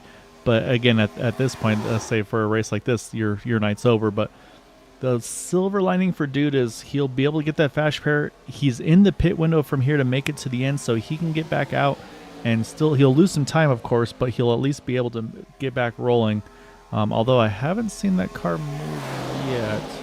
So I'll keep an eye on him and see. He may have also wound up speeding on entry, because it's hard to kind of get your speed right when you don't have an engine to slow you down. So that's going to be a tough break for Gabe, because now he's lost one of his big drafters there. He's still got Robert Huffines, but like you said, 3 cars always better than 2. And so that's going to now put that 88 at risk of going that lap down now as well. But while all that happened, look at Todd Merkel. He's put himself back on the tail end of the lead lap there in the 2. Got around that number 83 of Jack Walls. Yeah, and that's being that aggressive, aggressive driving. You got to be that here. And I spoke to a lot of drivers, and a lot of people say the mistakes happen when you get into conservative mode, when you really start to relax and you're not maybe as focused as you used to, as normally as you are when you're racing. So never know what can happen. And two found himself right back here on the lead lap, leading this group. Yeah, and that's exactly right. There's a lot of times where if you go away from what got you to the front in the first place, you lose your rhythm, you lose what works for you, and yeah, like I said, that's when those mistakes happen. And I mean, I've been guilty of it too, where you're running something and then you feel like you're in a good spot. It's like, all right, let me back it down, and you might enter a turn a little slower than you were used to, or just something's just not what you'd been doing. And yeah, you wind up making a big mistake because of it. And so that's, like you said, that's why it's one of those almost like the if it ain't broke, don't fix it type situations, where just if it's working for you, just stick with it, because obviously that's why it's got you to where you are. So again, I mean, there's gonna be some exceptions, like again for Seth here, his is for sure the right call, because he needs to make that fuel number to get to the end, and he also has to make sure that he doesn't have to pit before everybody else. So what he's doing here is definitely the right thing. But exactly that, though, if at some point he did something completely out of his norm, then that could be where the mistake happens. And even here, like I said, rolling in the back, right there, he got a little too close to comfort for me to losing that draft. And again, that's not a big mistake. That's just one of those things that he's not used to rolling in the back. He's used to being up front, pushing, being aggressive. But now he's having to adjust and say, okay, I'm the last car in the draft. I don't have anybody behind me to push me forward. I'm gonna have to do stuff a little differently here. So those are kind of exactly what we just talked about, where it's maybe not the same exactly at the plate races, but at the same time it kind of is. Those things still do happen. Well, I think what really starts to happen is, we just couple races in and we see some new names and new faces, and some guys don't want to make a mistake because they're new, and some guys are nervous around some people because they're new, and they just change, at super speedways makes everybody just a little bit like say, whoa. And the 32 and the 54, they've just stuck to their same game plan, and they've won, I think, 3 races out of the 5 we ran so far. So it just shows, stick to the plan, do what your team does best, and it will pay off in the long run. And I think that's what we've seen with the 2. He's been up there all year running good, and being up front's no stranger to him, and you're not going to see mistakes. And so pit stops, I would assume, should be coming anytime. This would maybe give the guys just one can and to get them to the end. Yeah, no, exactly right. Yeah, the window's for sure open at this point. I think now it's basically just that who's blinking first, because you're going to be nervous to be the first one to pit road, because if you can go further than the rest of them, you can base it. But as I said, I know, here you go. It's going to be a mixed bag, though. And surprising, big slide there. Tom Dixon, can he save it? Oh my goodness, what an entry there. I didn't think the 411 was going to save that. I think that's still a clean entry even for him. So we're going to have 3 come in, but I'm a little surprised there that Tom came in, because Dean Wilkinson did not. I expect to see those guys in together, but what I should see here is just fuel. I don't want to see any tires go up. These needs to be the shortest pit stops you have during the race. And there you go. Jack Wall's about 7 seconds. Nick Wing, 7 seconds. Tom Dixon, yep, he's right there as well. So this is great for the three of them. They should be able to get reorganized very nicely here. So now again, do we see the quick reaction, or are these guys going to go a little further? And yep, here you go. We're going to have the 32, the 24, and the 55 all coming in. So another 3-car group. And again, look, the lockups these guys had. It was a little quick there for the 24. I think he'll be okay. But this is where you start to get nervous. Again, you start to, if you enter pit road differently than before, we saw how shallow the 24 took it. Those are those risks. You see the 32 there. Oh, man, that was really close for him having to back it up there in his pit box. He's down and away, waiting for the 55 to drop. He's taking left side tires. We'll see if is this going to be too slow here for him. Does he risk losing the draft here? Because it looks like the 32 and the 55 will stay together. Everett Lane, though, is going to sneak away a little bit. And you saw Gabe there just rolling out of pit road already. So pit stops happening pretty quickly here. The 53 is going to go long. He's got help still from the 51 and the 17. Ray Rittenauer continuing to go as well with Eric Laurie. So a few guys yet to pit. And again, if you're in a bad spot position-wise, this is the spot. This is the time, I should say. Stay out, take a gamble. You never know if a mistake's going to happen. As I say that, here's the 53-51. Frank's coming in along with them. And you can see there are no dramas for these two, able to get in nice and safe. And so that's going to hand things over to Ray Rittenauer. Here comes Ray with Eric Laurie. And that's it. This is going to pretty much complete the cycle. The only one left here is Todd Merkel. And Todd's just staying out as long as he can. He's just begging for a yellow because he's running by himself. This is one of those, like, I got nothing. This is my Hail Mary, basically. Run as far as I can. Hope the yellow comes out. Get a lap back. Because right now he's just giving up all the time in the world here, just staying out by himself. Yeah, I think he got caught in the position we were talking about. Like Seth wanted to make sure that he didn't get caught in with being the leader up there and these guys coming into pit road. I think when they came down, it would have been too late for him to make that move. So he said, let's run it out. And the 32 and the 24 get back up here. But Nick Wing and the 83, these guys got a really, really good run. Yep, so here they come. They all came 2 laps apart, but they are all back together. So we've still got the top 5 battle for the win of this race here. Everybody's good to go on fuel from here up front. 32 there, the 32, the 28, the 83, as well as the 24 and the 55. Tom Dixon, again, he right now still is the first car one down. But you can see there on the hood, that is a TW teammate. So he could lock on here. He could play a big role right there. Hops in behind his teammate there of Dean Wilkinson. So we know there's going to be a couple partners that are pretty much for sure guaranteed. That'll be the 83 and the 28, the 55 and the 411. What do the 32 and the 24 do? They say, hey, we know those guys are all teammates. We got to work together to get ourselves our best possible finishes. So, and again, it's a sad news thing, but you know this race is going to be very important as well for Everett. He's going to want to try to get that win for Al. So there's a lot to go for these guys as we still got 11 to go. Again, 100 laps tonight. We're getting down to that lap 90 mark. We're about to get to that final 10 laps here. Yeah, not only that, but the 83 and the 24, they have not taken it to victory lane this year. So the 2 guys in front of them have. So it's comes down to, hey, you guys got one. Hey, I want to get one. And the 24, like you said, it would be an extra special win for him tonight. So it's time to pull them gloves as tight as they can, and it's going to ramp up here soon. Yep, exactly right. And also Dean Wilkinson, we talked about he and Tom Dixon. They had that 3-wide finish at Daytona.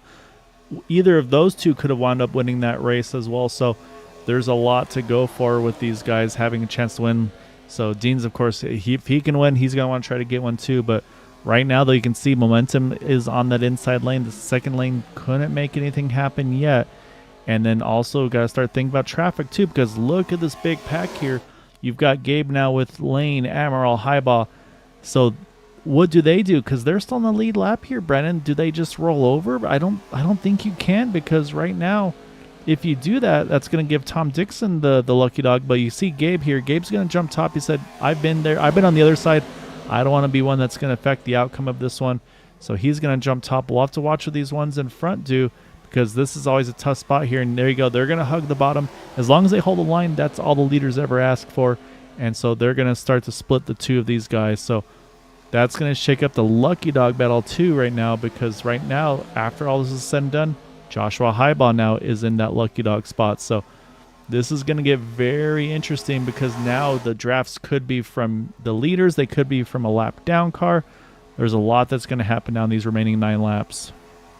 Yeah, and the biggest thing about them catching that group is the 24 adds in the 88 to his pack to help him, and it's really going to pay a difference when this race starts to come down to it, and who's going to work with you and who's going to push you. He knows that the 88 won at Atlanta, so he's got himself a win, so he probably wouldn't hesitate to push the 24, especially with the position that he's in, just going a lap down. And I mean, we've obviously had plenty of interview with Gabe, and he always talks about his teammates week in and week out, and I was saying there's nothing more than he would like to kind of be able to return the favor to one of those teammates. So, but yeah, like I said though, this is where things are going to get now even more busy, because you've got the fight within a fight.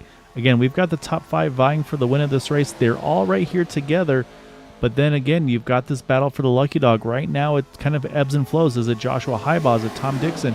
It just depends on where that momentum is at that time. So right now, Joshua has it, but you'll see the outside lane surge. Now it's Tom Dixon. He has the lucky dog spot. So it just really depends on where these guys are as we got 7 to go. So if something were to happen, if a mistake happens before that white flag, it could be any of these guys, from Joshua to Tom to Gabe to Robert to Anthony. So yes, I mean, there's a lot of drivers here that are right in this lucky dog battle. But up front though, these guys, I say they know it's about time to go. You can see they're starting to side draft a little bit, pushing a little bit more aggressive. You see Jack Wall's right on that rear bumper of that Havoline 28 car. So right now it's 2 on the outside lead lap, 3 on the inside line. We'll see which lane prevails in what they can do in these final 6 laps. Yeah, and they got to pay attention to them gauges. You don't want to be the middle car in this pack, because we're starting to wind a little bit. It's getting tight. You don't want to be that car that blows up in the middle of this whole pack and takes a bunch of guys out. So definitely pay attention to those gauges as we get late, and a lot less lifting starts to happen. Yeah, that's exactly it. As the pushes get more aggressive, they start to squeeze each other a little bit more. That side drafting we just talked about. You saw right there, Dean got a little bit. Oh, there's a contact, unfortunately, 28 around. Again, though, down to the infield, no caution. Now the caution comes out. And so it won't be a green-white checkered, but we're going to have a late race restart here, as Seth Gruber's got a little bit of right front damage. You see Nick Wing there. He's going to roll once more. And I think at the time of the yellow, it is Everett Lane up front. But then it's the lucky dog battle, though. Was it Tom Dixon ahead? Was it Gabe Butler ahead? Right now, those two are the furthest up of the lap down cars. And then also, do any of the leaders need a pit here, Brandon? Do they say, you know what? Now it's a late restart. We might get green-white checkers. We might need to consider coming in for fuel. We might see a lot of wave arounds as well, because we have a lot of cars 1 lap down here. We also might need to get Mama Groover into the booth, because she says, is it time to block? And next thing you know, we got some blocking happening. I think she can really predict the future here. But yeah, if I'm up here with this group, I would just come top off. I wouldn't even risk it. The whole pack is going to get together. It's going to get even more action. So I would just come in and get ready to go even a little bit further, even if need be. Yeah, so let's take a look here. So we see Nick Wing there. You see Jack Walls behind him. And I don't know if it's going to be anything more than I don't think it's a lane change. I'm almost wondering if this is just a bump that got him off-centered here. Because right there, you can see the initial contact. I don't know where Jack is in relation. I feel like I see that 28 car move just a little bit. It's really hard to see, but right there, yeah, I think it's a bump that's just off-centered. Unfortunately, that sends him across the nose of the 32. And so, yeah, I think it's one of those, there was nothing malicious about it. It was just unfortunate, and a block that was not quite centered, or sorry, a push that was not quite centered. Mama's Groover's got blocked in my head now. So I think that's what caused it. But what I'm looking at right here, though, there goes Tom Dixon. He fought hard. He gets back on the lead lap. And right now he is in the 9th spot. And we do have drivers not waving around, or sorry, not pitting there. Jack Walls, Everett Lane, Dean Wilkinson, Ray Rittenauer. He's going to gain a ton of track position.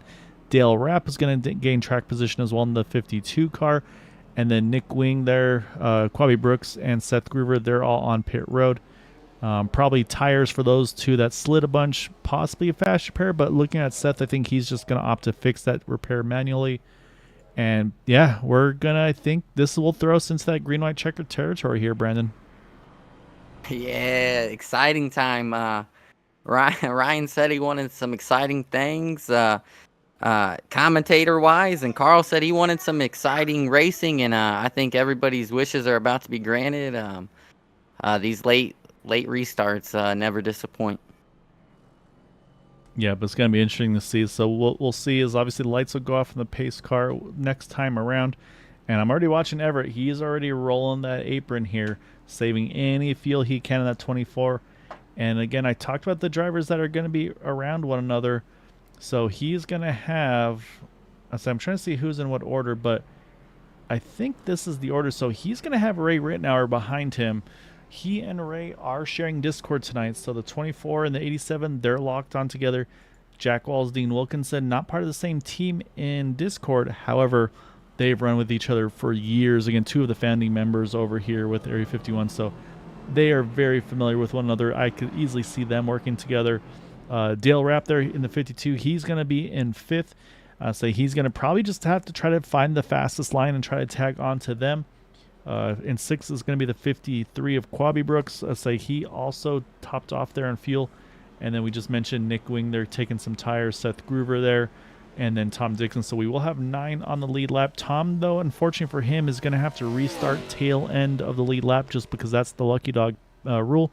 So he's going to be watching all these guys in front of him. So he's just got to be smart here, not get himself caught up in any incidents here.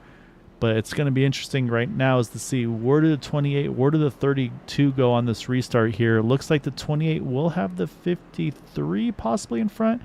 But you can see, though, this is where the lap cars need to get kind of sorted with one another. Then they got to let the leaders by. And so there's a lot of jockeying and organizing right now to get everybody lined up in the right spots here.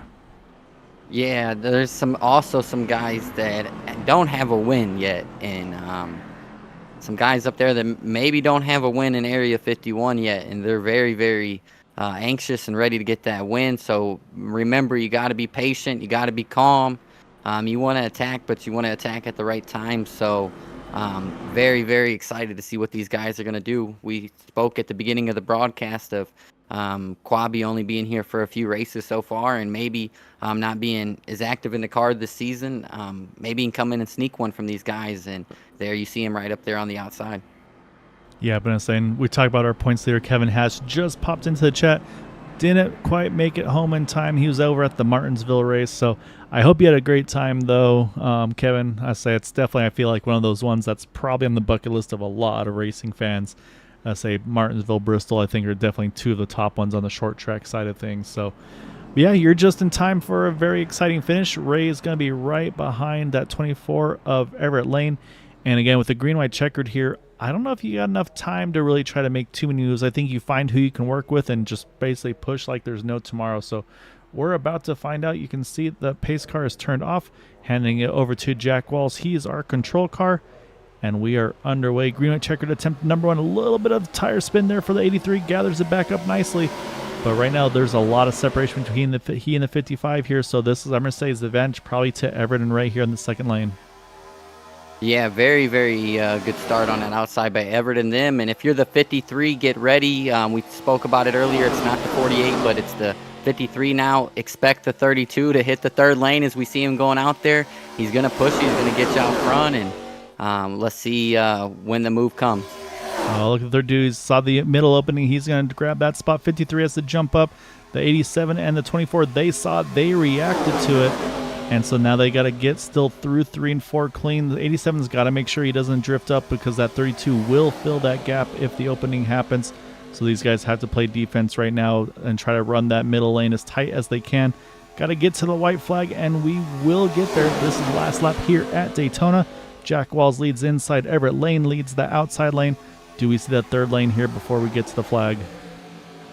Yeah, it's gonna be nervous here. The 87. I wonder how much of these guys got motor left. They've been pushing hard since we've dropped the green.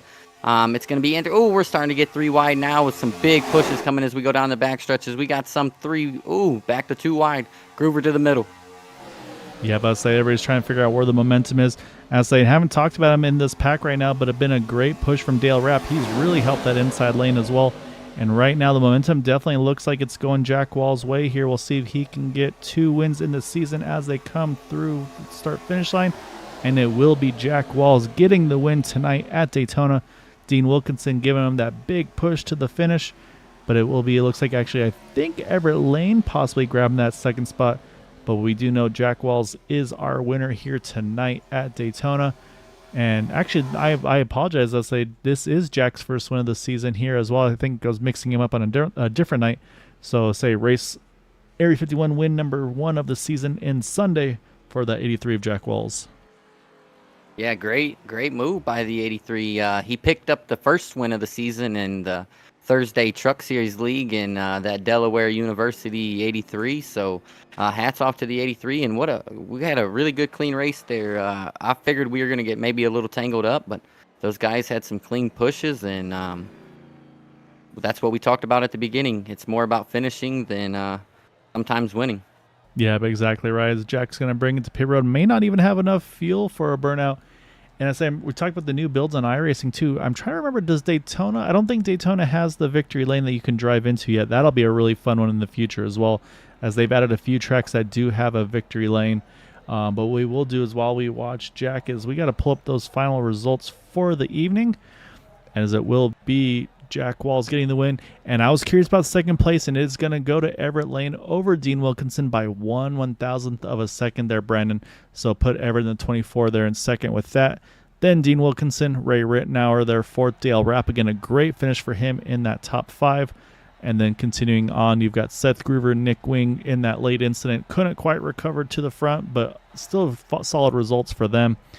And then Tom Dixon getting his lap back. But again, though, that end of the longest line restart, just nowhere he could go to get that track position back. But still gets a top 10.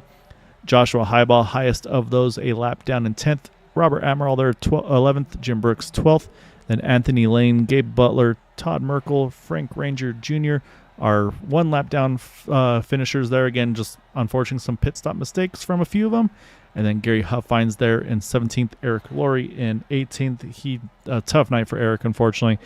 And then Dude Connery saw that motor pop off in the 8 car. And then internet issues for Ryan Decker. And unfortunately, James Mohan made his return, but unfortunately was not in the grid at the start, so does not finish this race either. Yeah, tough night for some guys, and but what a solid 2 weeks for the 101. Shout out to him. I always like to go through the field and pick out a guy, and the 101 has really been clicking these races off and getting some good finishes. So shout out to him. And what do you say? Maybe we get the old 55 up here in the booth. Yep, I think we got to pull in that number 55 of Dean Wilkinson. And I say, Dean, you've been right in the thick of it these last couple of races. And I say Jack probably looked where you were on the restart, saw you in the mirror and said, yep, I feel pretty good about having Dean as a pusher there. But I guess the first question is something that we caught pretty much right as we were gridding was we had a little extra racing tonight. At what point did you notice it too? And did you make any adjustments to be ready for that extra 25 laps? I noticed at lap 50, both Tom and I were like, whoa, it's 100 laps. I was expecting 75 or whatever we normally run. But yeah, no, it was good. Yeah, great drive tonight, Dean.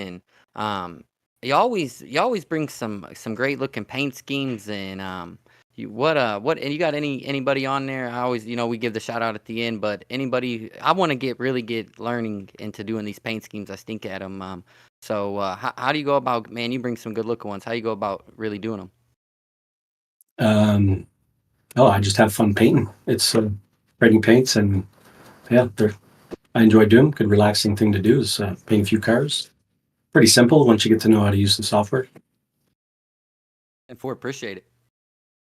All right, Dean, before we let you go, of course, definitely want to give you the floor for any thanks and shout outs for tonight in that podium result. I say it was only 1/1000th between you and Everett, but like I said, you were able to get Jack nice and clear there ahead. So definitely want to give you the floor for that podium this evening, sir. Well, I'd like to thank Tom for running with me tonight. He had a bit of trouble during the race, but came back and finished top 10, so good for him. Congrats to Jack Wells for the win. Thank you guys for the broadcast, Area 51 for the league racing, and of course all the drivers, because without good drivers, we don't have good racing. So thank you, drivers. All right, well, great job, Dean. So go relax, get your extra 25 25 laps back, and go have a great evening, sir. Thanks, Kyle. Thanks, Brandon. You guys have a good night.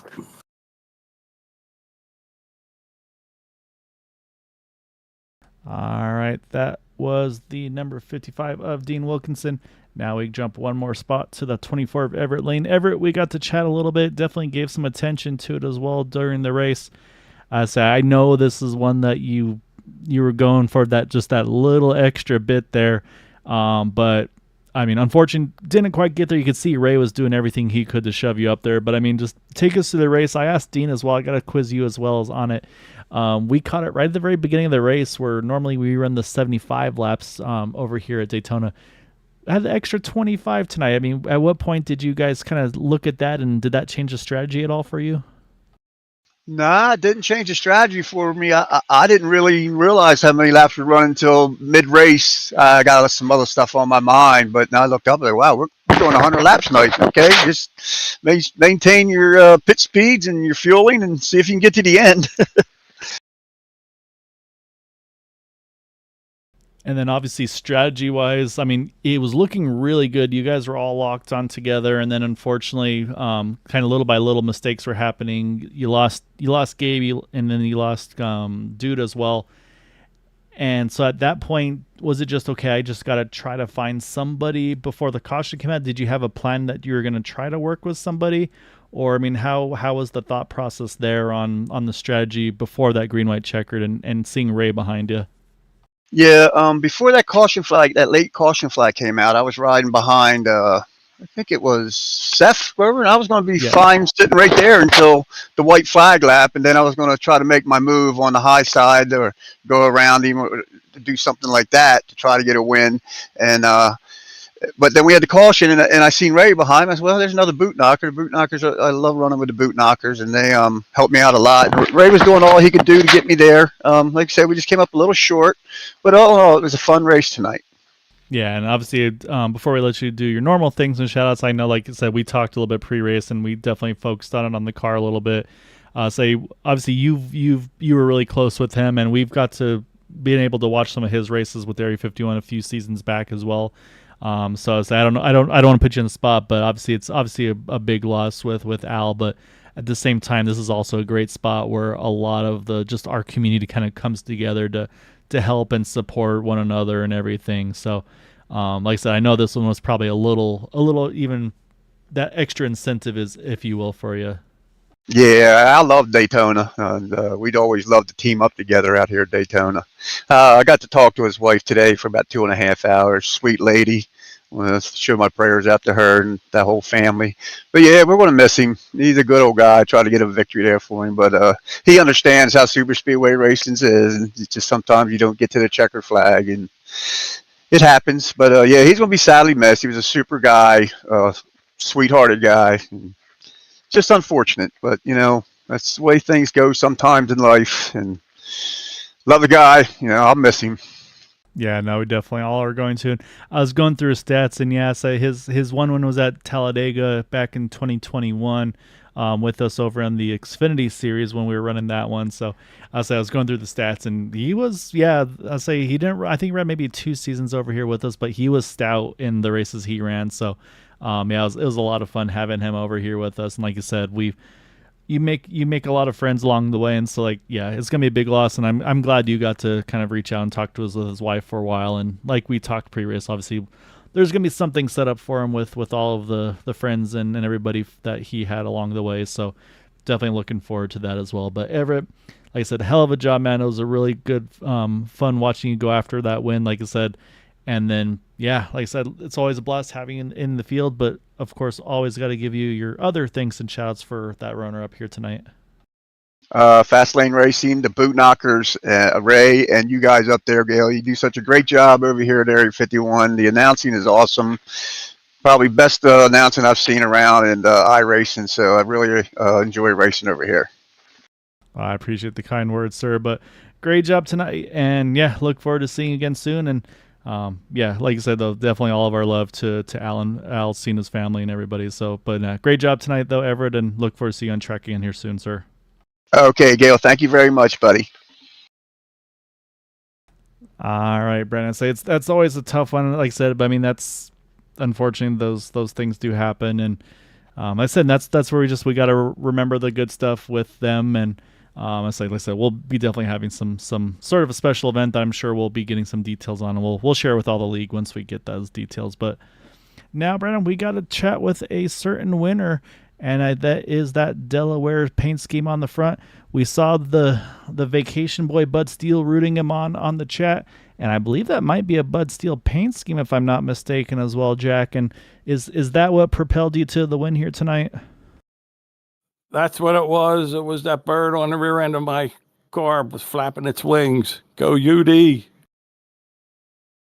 You guys had a good run tonight, and Gael asked a couple of the other guys about the extra 25 laps. Did that make you be a little bit more patient tonight, or how did that change your approach to the race? Yeah, we were saving fuel, trying not to be in the lead, so we could save fuel, take less on the last stop, and hopefully that would propel us to the front. And then one of the pit stops, it seemed like we came out behind and we had to use a lot of fuel to catch up to the group. We did that. And then we thought we were good to the end there. We had a pretty good lead, it seemed, as we were getting close to around lap 90, I think.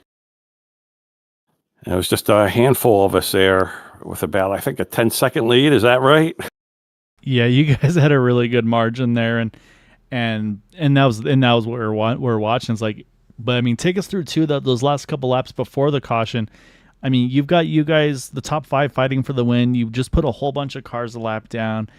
At that point, are you watching your mirror at all at the cars? Okay, who are they going to go with, and maybe help that line? I mean, how much are you having to kind of watch behind you versus in front of you in those final laps?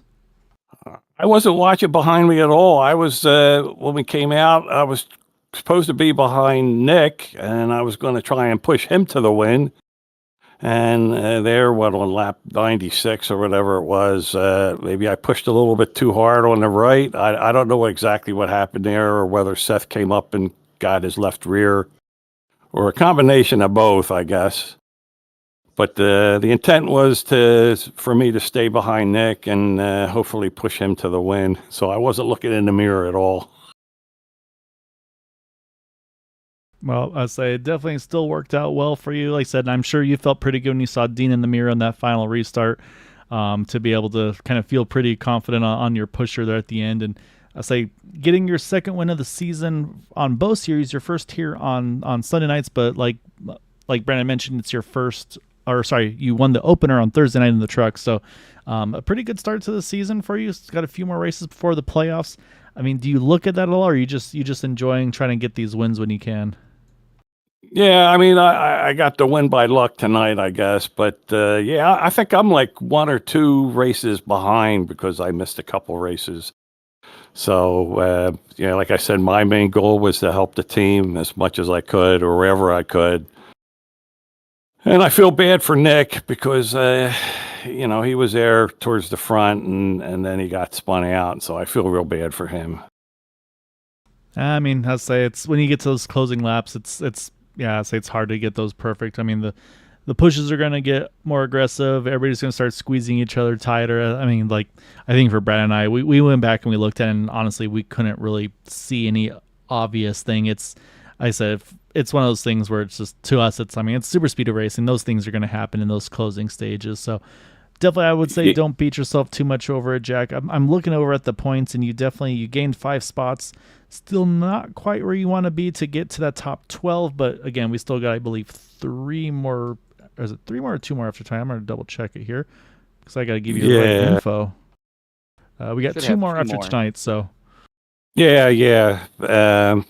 So I got to thank my team, Jim Brooks, Kawabi Brooks, and Ryan. We were all working together there as much as we could. And that's how you win these things with your team. And they're coming to the end. I know Dean was behind me, but I knew if he got the shot to go outside, he would have got in front of Everett. Yeah, you never know. Yeah, what the opportunities will provide. But like I said, you were able to get through and get the win here tonight. So like I said, a great job tonight, Jack. So go enjoy this one, sir, and look forward to seeing you on Thursday night. 10-4. Thanks a lot, guys.